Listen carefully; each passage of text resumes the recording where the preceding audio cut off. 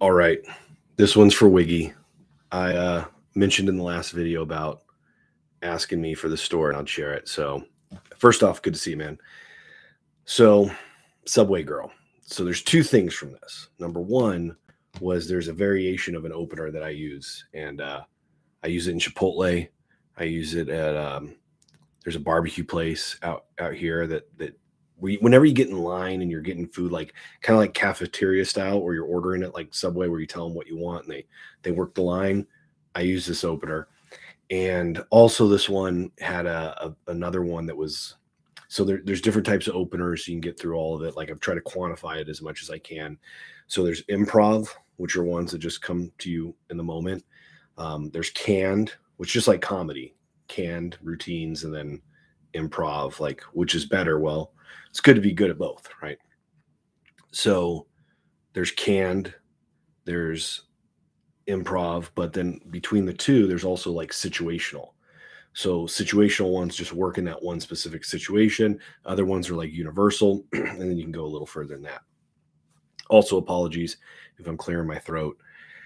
Baby G and Dad are both sick right now, so I was feeling it last night, and today was pretty rough. But I wanted to put this video out. I also want to get in the habit of trying to put at least a clip, at least something up as much as I can. Trying to do every night.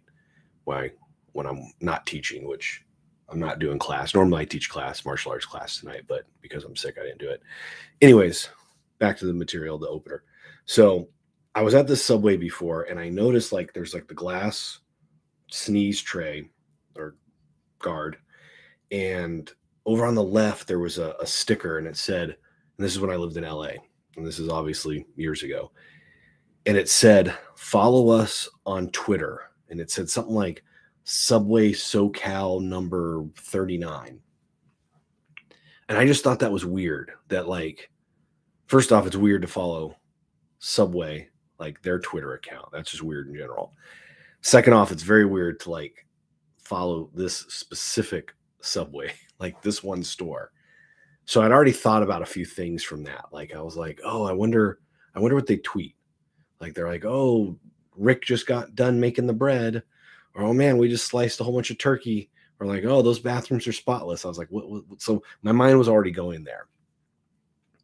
So Twitter, I think, was fairly like when I first the Facebook stalker opener, that was originally the MySpace stalker opener, and that turned into Facebook. So like Twitter was out, but it wasn't nearly what it is now. So I would ask people if they had a Twitter, and a lot of times people hadn't had one yet, hadn't created one. So, anyways, I guess they're trying to get in on the action. So I thought that was weird, and so this kind of helps build up to the story. So, anyways, woke up. I think I was hungover.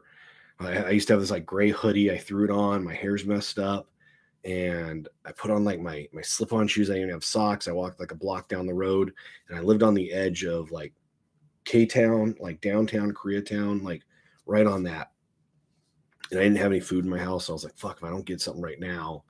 And I hated having to drive and go anywhere. So I was like, oh, if I could just walk and grab this right now, if I hurry up, I can get there and beat the rush. And so I got there like right when lunch break was starting. It's like 12:03, 12:04, and people were already starting to come down and get in line. So I walk in, get in line. The place is starting to get busy. There was already people sitting down at all the tables, and like all those tables were basically full. The line had several people in it. And then by the time this all was done, like the line was like wrapped around to the door. So I got in there like at perfect timing. Anyways, I hate going out like without getting ready, without having my hair done, like not brushing my teeth. Like I hate that feeling. So I was even more proud of this. And it was another example of like stepping out of your comfort zone. So walk in, get in line, and the next person who walks into the store to get in line is the girl. I mentioned we were on the edge of Koreatown. She was like smoking hot Asian chick. Walked in, got in line behind me.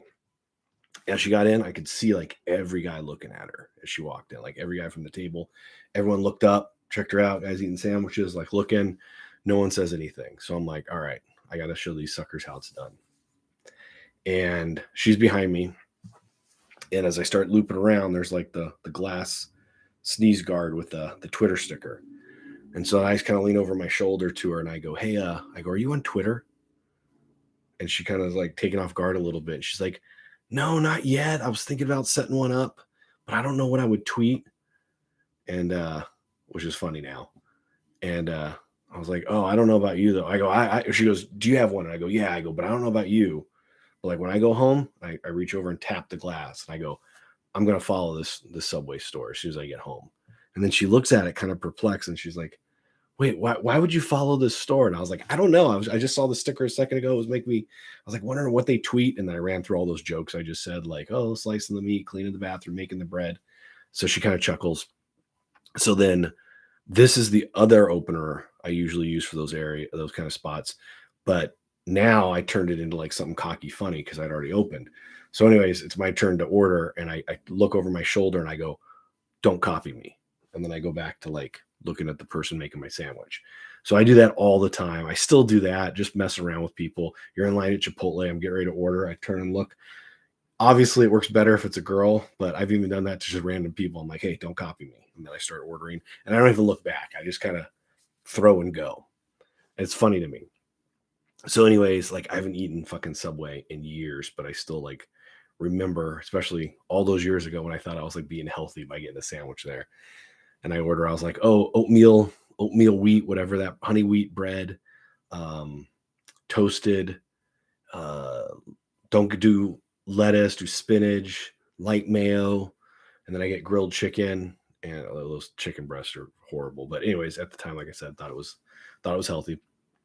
And as I'm ordering, I then take a step to the side and they go, oh, what can we help you with? So then she goes to order and she goes honey oat, toasted or grilled chicken, spinach, not lettuce, toasted. And she says like the first thing, the bread, and I kind of turn and look at her. And then the second thing that she does, the chicken, I look at her again, I go, hey, I told you not to copy me. And then I order my other thing, I don't know, black olives or cucumbers, oil, vinegar, whatever it was, salt and pepper. And then she starts ordering almost the same stuff again. And I turn and look and I go, wait, I told you not to copy me. And there's a light I see right here on the camera. I'm going to figure out what that is later. Anyways, I go, I told you not to copy me. And she goes, I'm not, but you're ordering the same thing I order. And then at the very end, maybe it was the cucumbers or something. She didn't get that. So there was like one thing different between us. So she was like, oh, I thought you were copying. I thought I was getting freaked out because you were ordering mine. And we both laughed. And I was like, wow, you're actually pretty cool. You have like a good energy. Like you seem like a cool person. She's like, oh, thanks. I go, what do you do around here? She goes, oh, I work across the street, blah, blah.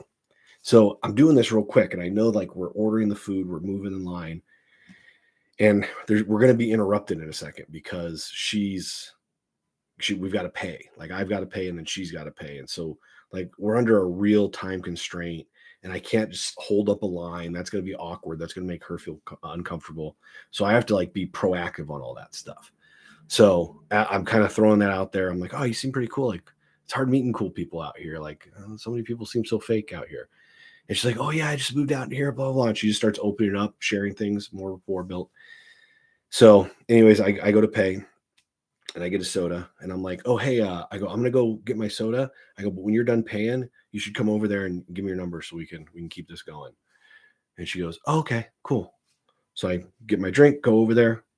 And as far as anyone knows, they just see us like talking. They don't know like what we said. They kind of see us separate. So I'm over there getting my drink, take a sip, top it off again, putting it on, taking my time. She pays, she comes around and I pull out my phone. She types it in. I think I shot her a text and she pulled hers out. I think I did that like as a flex on purpose. I was like, oh, let's make sure it went through just so like everyone there could kind of see that she's checking her phone. So I get it. And I was like, all right, cool. Yeah, we'll talk. It was really cool meeting you. And then I give her a hug. She hugs me back. And then I go, all right, we'll talk later today, like when you're off. And then she goes, she told me she also had to hurry up and get back to the office. So even that, I'm taking that into consideration and I'm again being proactive. So any of those things that could come up, like her saying she has to go, or oh, I don't have time for this, like any of that stuff, I've already handled it. I'm already 2 steps ahead of it. So it doesn't even come up and cause a break in our energy flow in our conversation. So anyways, I think I get my straw, put it in, take a sip, and I turn and I look and like all the guys are sitting there looking at me. And I just go, which is the Bravo pose. And I turn around and walk out. Now, I think we texted, and I think that's when there was another girl that I was out there that I was really serious. I started getting really serious with. And I think this was right before that, or this was maybe it was right before I moved back to Arizona. So we talked, nothing came of it really. So all good. But that became a routine, and I've used it countless times since then. Not the Twitter, because that's situational. They don't have the Twitter sticker, you can't say it. But the don't copy me. I say that all the time. Used it multiple times. Used it successfully multiple times, I should say. And then by the time I'm paying, get the phone number and have gone out on dates since then. So yeah, that was a fun one. Just it's fun in that moment. And like again, like I said, it's a flex and you're trying to show off. I'm trying to remember. There's so many stories and so much I have. I forget exactly why it didn't work out with her. But like I said, got the number, had fun, looked cool, and it was an experience. So the key is to this kind of stuff is I've been in these situations too many times where you don't approach and you don't talk to the girl and you don't try. So let's say I even tried to get the number and she said no, or she had a boyfriend. Then at least I'd know and I'd know what's up and I'd be like, okay, cool, no worries. But I've been in that situation so many times in my life before where I didn't try, I didn't say anything. And then you're kicking yourself after, like again and again and again. So I wrote a blog post about this, like what's worse, like hours and hours and days and weeks and months and years of regret, or a few seconds of awkwardness. So I think as humans, we try to avoid that awkwardness, like right now. But when you do that, I'm 100% ensuring there's going to be a whole bunch of regret and remorse later. So in the big picture, what's worse? A few seconds of awkwardness right now, and worst case scenario, it doesn't work out, but I can look at myself in the mirror that night and be proud of myself and be like, hey, at least you tried, and then not always be thinking, what if? That door, or do nothing and like I said, hours. I used to call it like hours of suck time, hours of shit. So, which if you guys want, I can tell that story where I figured that out originally. And I actually figured out that it was more painful to not approach than to approach. Like I said, in that moment, you're avoiding, you feel like you're protecting, playing it safe, but you're only avoiding a few seconds of awkwardness. But if you did approach, then at least you know, like I said, you can be proud of yourself. And then you learn and you get experience. And then you can look cool in Subway stores too. So, all right, guys, 13 minutes. I only thought this was going to be like 2 or 3 minutes. I'm going to run. My throat's hurting. I need to get some sleep. And if you guys like this, give me more thumbs up. Give me more likes, more questions about anything. Even if you don't have them, I'll post some more because I have a whole list of stuff. But if you guys want, like right now, when this is starting out, there's a good chance you can get your question answered in a day or two. So if you got them, shoot them. Later, guys.